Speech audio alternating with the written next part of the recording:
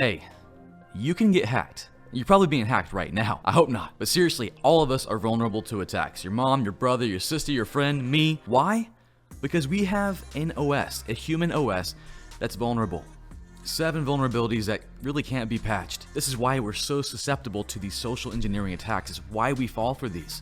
And I'm telling you, you're not safe. So in this video, we're gonna go over what those vulnerabilities are, and we're gonna do that by looking at our favorite movies, our favorite scenes where these vulnerabilities in the human OS have been exploited to perfection. It's awesome. We're gonna look at these and review these and learn about our vulnerabilities right now. And hey, if you like this video, man, hit that like button like right now, hurry, before it's too late. And don't forget to hit subscribe. We just hit 600,000. You guys are awesome. And a massive shout out to the sponsor of this video, CompTIA. They just launched their new exam, the Security Plus SY0-601. It's new, it's fresh, all the new security stuff, all the new attacks. We're actually talking about some of that in this video. And they released all their new learning content. So if you're ready to get the new Security Plus, you can start right now. Check it out, links below. Now this first one's from a movie called Sneakers. Old movie, back from like 1992. I was 2 years old, most of you were not born yet. And the premise of the movie is that there's these guys who work for a company that will test security for other companies.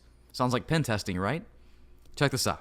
Listen, I'm sorry, they didn't have anything on record. Hold on a second. I got Did my wife drop the cake off for me? What cake? There's no cake back here. So real quick, right now, this guy right here is part of the company. And they're testing security for this place right here. So anyways, let's continue. Did my wife drop the cake off for me? What cake? There's no cake back Surprise here. party for Marge on the second floor. She was supposed to drop a cake off. I don't know anything about it. There she is, late as Okay, usual. well, it states right here. So what just happened there? This was a classic case of pretexting. They're having a party on the second floor, supposed to drop off a cake, his wife is late, creating the story like he's supposed to be on the second floor. So he just created a reason for himself to go inside the building.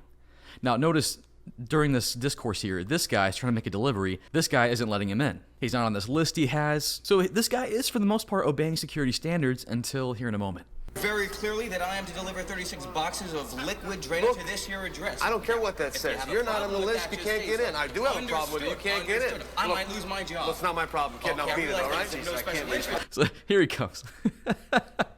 He's got the balloons, he's got the cake like he just mentioned. That pretexting story is panning out right now. Now the reason why I think this is gonna work is that he's already developed a measure of trust with the door guy here. The door guy thinks he knows someone upstairs named Marge. There's a birthday party going on up there, so he thinks the guy belongs there. A measure of trust. Trust being one of the reasons we fall for social engineering attacks. Also familiarity. Now at first this guy was not familiar with this guy, but he already came in kind of pretexting the story, right? Also the idea of a birthday party, cake, and stuff like that. I mean, he's like, yeah, he's got to get up to that birthday party, so let's watch. I can't reach my card. Could you buzz this All this thing? stuff right Could here. you buzz it? I can't reach my card. Yes, it would. Wait 1 minute. Buzzer, okay? We're late for the party on the second floor. Excuse me. Push the buzzer, will you? Thanks. Boom. Can you believe that? Let's go back a little bit. At first, this guy was hesitant. He's like, I don't know, but he's already rushed trying to prevent this guy from going in. And now this guy comes in, and he's got the story. He's got balloons. He's got cake. His hands are full. And notice that he did give another story. He said he can't reach his card. So he builds that trust.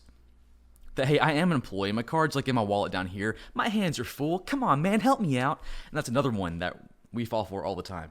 A huge reason we always fall for social engineering attacks, and that's we create a sense of urgency. Like, dude, you gotta let me in, because like I'm late for the party already. He already developed that story. I love it. And then he gets a bit forceful. He's like, dude, let me in right now. He uses a bit of intimidation.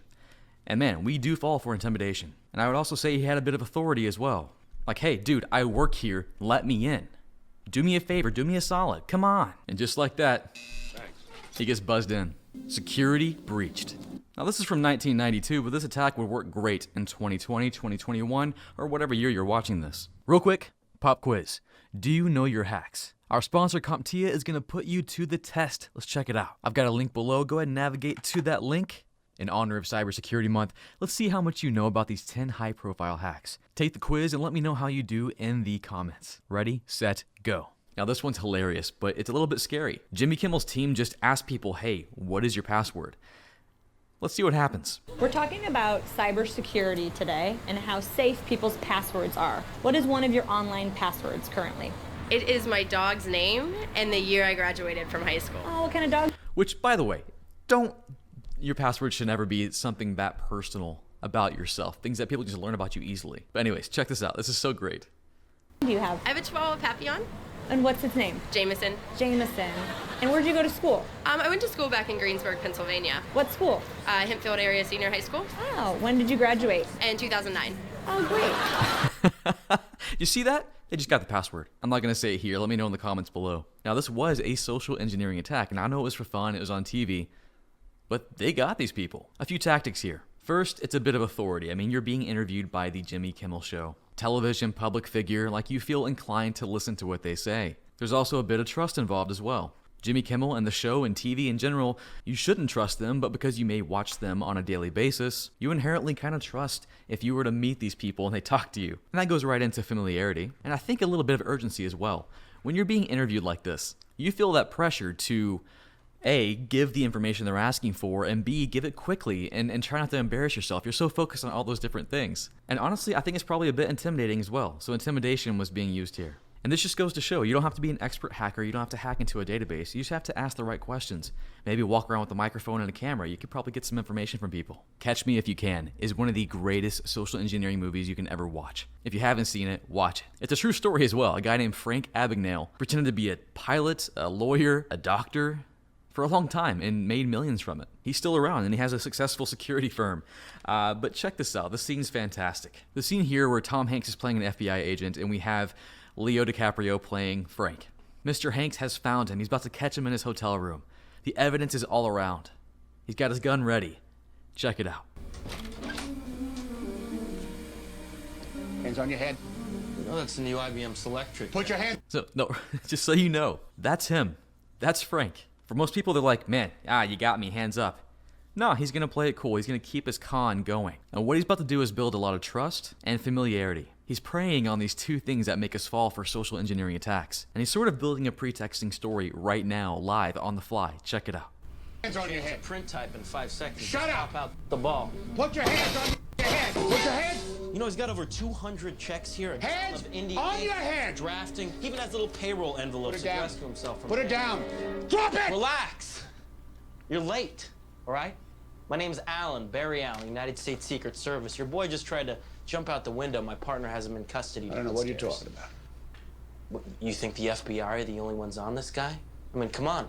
Come on, he's dabbling in government checks here. Been following a paper trail on this guy for months now. Hey, you. I mean, of course he knows all about this. It's his stuff, but he's acting like he's been investigating himself. Perfect. Love this. You mind taking that gun out of my face? Please, really. I mean, it makes me nervous. Look at the authority he has. And that's another tactic he's using right now. Sure, Mr. Hanks here is FBI, I think. I haven't seen this in a while. But he's claiming to be Secret Service. And that comes with a bit of weight, a bit of authority. So he's relying on the authority of the Secret Service and building on that. Trying to say, hey, no, put your gun down, man. What are you doing? We've been investigating this guy. We were here first. And he's also like, hey, man, you think you're the only organization that's been investigating this guy? We've been doing this for a while. This is a common tactic. Mr. Hanks over here wouldn't want to admit that, oh, yeah, I guess I didn't realize people would be, or other people would be investigating this guy. Anyways, let's keep going. Credentials. Yeah, sure. So he's asking for credentials. Let's see your proof, Take man. my whole wallet. You want my gun, too? Come over here, take my gun. Look at that confidence. Here, take my whole wallet. Take my gun. Whatever. Hey, look, just do me a favor. Take a look outside. Look out the window. See, he's about to open his wallet. Now, Leo DiCaprio here, Mr. Frank, knows that that wallet does not have an identification for a Secret Service. So he gives it to him confidently. He has authority, like, here you go. But then last minute, he's like, okay, I got to distract this guy. And here he goes. Watch, this is so perfect. My partner's walking him to the car as we speak. Look. Old guy almost pissed in his pants when I came through the door. He jumped right through the window onto the hood of my car. Hey, Murph, yeah, call the LAPD again. I don't want people walking through my crime scene. But look at that, like, preying on so many social cues there. It's genius. Like, this guy is not his partner. It's just some random guy walking, I guess, his dad to the car. And he's like, hey, Murph. And, of course, when you hear someone call a name and they wave at you, yeah, you're instinctually just going to go, oh, yeah, you don't want to be rude. This guy doesn't know anything. But his social engineering master, Mr. Frank here, he relies on these social cues to give him more trust with this FBI agent. Again, I don't want people walking through my crime scene. I didn't expect the Secret Service on this. Don't worry about it. Well, what's your name? Henry. Carl Henry.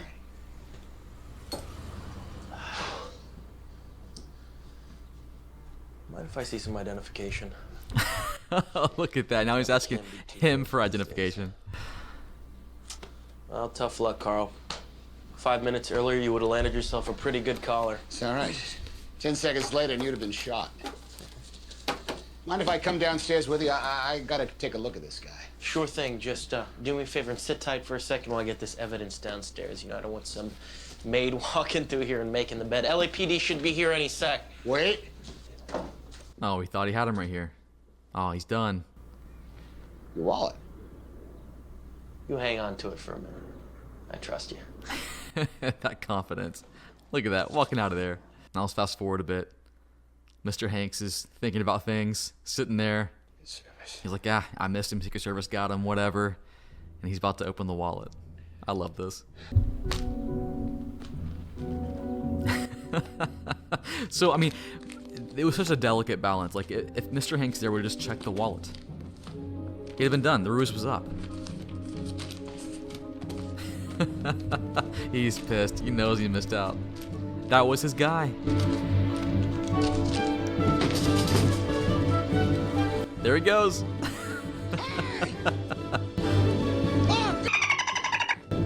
All right, time for a quick CompTIA quiz break. Let's see if you're paying attention. Let's see if you know anything about social engineering attacks. Let's check it out. And by the way, this question right here is from CompTIA's Cert Master Practice for Security Plus. So if you're going for your Security Plus, this is a great option. $199, but if you use my link below, you'll get 10% off. Anyways, back to the question. Let me zoom in here a bit. A social engineer intercepted an end user's phone call to an ISP about a home internet outage, pretending to be the caller reporting the outage. The attacker immediately contacted the ISP to cancel the service call, dressed up as an internet tech, and then proceeded to enter the end user's home with permission. What type of social engineering attack did the ISP and end user fall victim to? Pretty lit. This kind of stuff does happen. What do you think? Pause the video and see what you got. Well, it sounds to me like the hacker was dressing up to impersonate an internet tech. Impersonation sounds like the one I'm gonna go with. Let's select that. I am sure. And submit that sucker. Yes! Got it. How'd you do? Keep watching, you'll have another chance to answer a question later in the video. Anyways, get back to the video. Now, one of my favorite shows, Breaking Bad. Walter White does some pretty good social engineering towards the end. In fact, it's the last episode in the entire series. Don't worry, no spoilers, but here he's trying to find the address of an old colleague. So he jumps on the phone and uses some pretty slick skills. Check this out.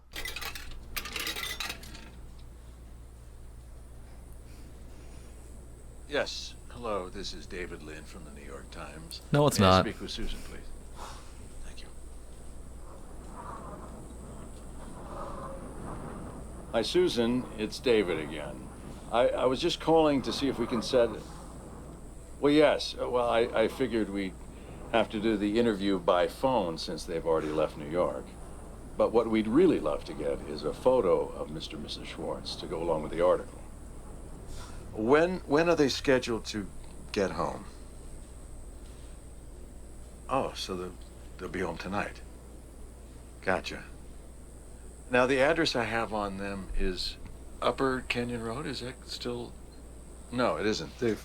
Oh, let me get a pen. Oh, that's so good. Where do they... Tsuki. I see. And the address? Is that up near the Opera House? I hear that's nice. Well, I'll be in contact with my photographer to check on his schedule.